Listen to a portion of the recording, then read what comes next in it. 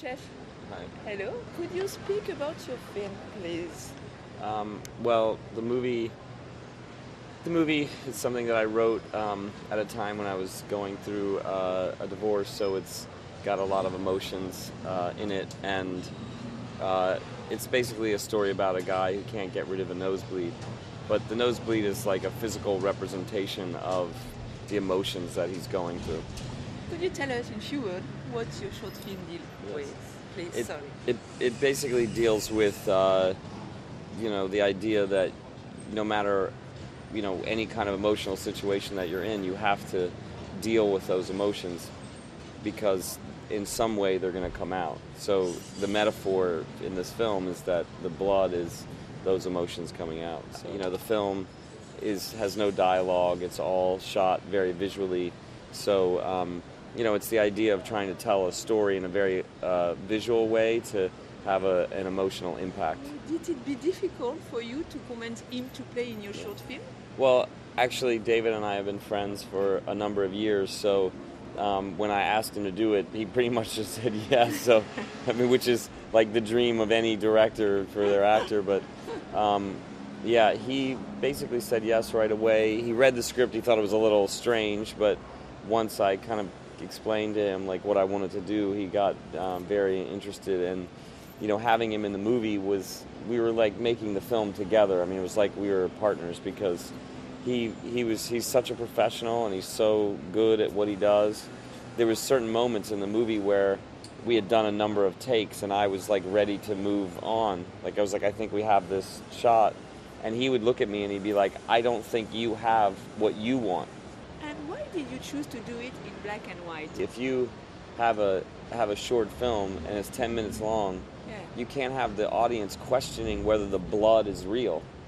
Every time you see blood in a movie, the first thing you ask is that real? But in a black and white film, you don't ask that because you don't see the red, you don't see the coloring. And the black reads so much as real blood that the second you see the first nosebleed, you're in the film. Did someone already tell you that your short film is sometimes a bit, how do you say it?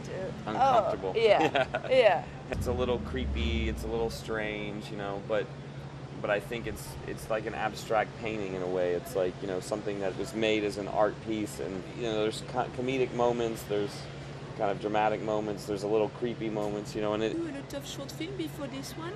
I've actually produced many short films. I produced a short film that was in the Toronto Film Festival back in '99.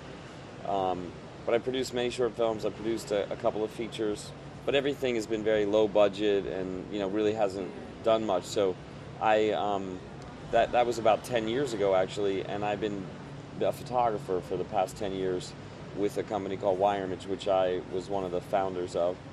And we sold the company about a year ago, and that's when I decided to get back into the film business. So. Maybe that your short film is at the Critics Week. It's incredible. I mean, Critics Week has 14 films, 7 features and 7 shorts. I'm the only American filmmaker out of the entire 14 filmmakers. Yeah.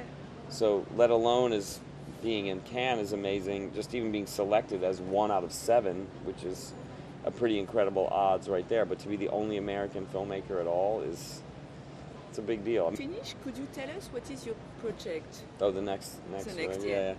Well, there's 2 things that I'm interested in directing. One is another movie about a relationship, like a relationship story, which I'd like to actually have David do again, of course. And then there's another feature that I have that's an adaptation of a book that is kind of like the mix between V for Vendetta and The Departed. So it's like, the relationship movie would be very small and that movie would be very big, but it would be a really big budget, like thriller movie. So thank you very much, Cool. Jeff. Thank you.